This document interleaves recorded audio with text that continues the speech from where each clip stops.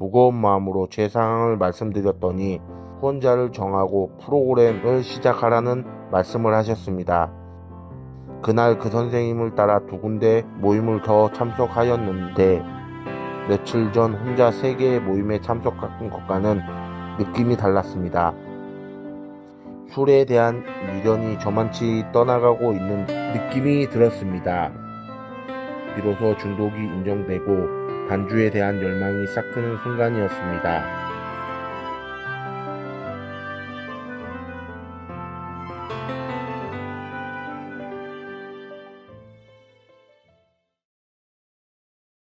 AA에 처음 참석한 것은 코로나 유행 막바지 즈음이었습니다.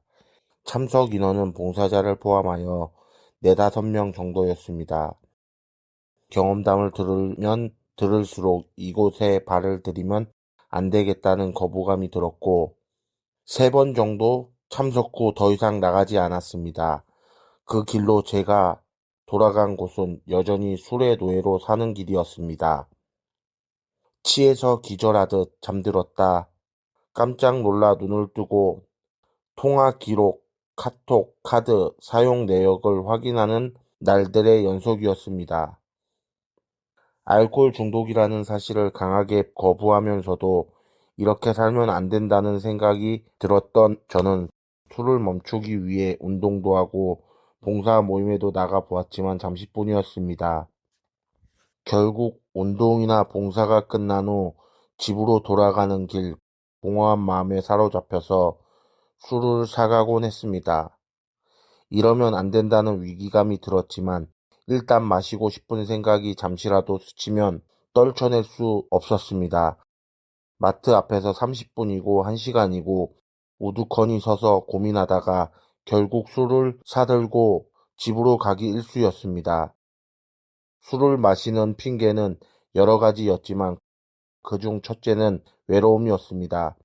너무도 외로웠습니다. 못 견딜 정도로 외로움이 밀려오면 차를 몰고 고속도로 휴게소로 달려갔습니다. 차 안에서 즐거워하는 여행객들을 바라보며 2시간이고 3시간이고 신세 한탄을 하다 돌아오곤 하였습니다. 그렇게 자기 연민에 빠진 채 술을 마시면서 노래방이며 토킹바 등을 돌아다니며 세월을 보냈습니다. 하루는 뭐에 꼽혔는지 도우미를 10여 분마다 교체해 달라고 요구하니 단골임에도 사장님이 다시는 오지 마라 한 적이 있었습니다. 욱하는 마음이 올라오면서도 이렇게라도 이곳을 못 오게 된 것이 다행이라는 생각이 들었습니다. 다들 잘 알겠지만 술은 어떠한 해결책도 되지 못했습니다. 외로움에서 벗어나고자 마신 술은 잠깐의 즐거움을 선물해 주지만 다음 날이면 엄청난 고리를 받는 사채업자처럼 무서운 외로움을 돌려주었습니다. 다시 AA에 나온 지 2년이 되어 갑니다. 처음에는 여전히 중독을 인정하지 않은 채 모임에 참석했습니다. 그러다 보니 1년 정도는 모임에 나오면서도 술이 멈춰지지가 않았습니다. 모임에 완전히 발을 담그지 못하니 여전히 외로움은 끈질기게 따라다녔습니다. 모임에 나온 지 몇 달이 지났을 무렵 경험담을 들으면서도 자기 연민에서 헤어나오지 못한 채 모임이 끝난 후 애프터 자리에 참석할까 주저하다 어색함을 이겨낼 자신이 없어서 그냥 집으로 향했습니다. 지하철을 타기 위해 걷고 있던 그때 맞은편에서 한 멤버가 모임 장소 쪽으로 걸어가는 것이 보였습니다. 늦어서 모임에는 참석하지 못하고 애프터라도 참석하려는 것 같았는데 너무 신나 보였습니다. 잠시 부러웠습니다. 결국 집에서 술을 마시며 생일 자축도 하다가 세상을 원망도 하다가 잠이 들었습니다. 그렇게 모임에 나온 지 1년 정도가 지난 어느 날 대낮부터 막걸리를 너무 마시고 싶었습니다. 비록 단주를 실천하지는 못하지만 술을 마시고 모임에 참석하는 것만은 하지 말자는 스스로와의 약속은 겨우겨우 지키고 있었기에 고민이 되었습니다. 결국 유혹을 떨치지 못하고 막걸리 2병을 사서 마셨습니다. 당연히 더 마시고 싶었지만 일단은 모임에 가고 싶었습니다. 양치질을 2번 하고 껌을 잔뜩 씹어서 최대한 술 냄새를 없앤 후 마스크를 끼고 모임에 갔습니다.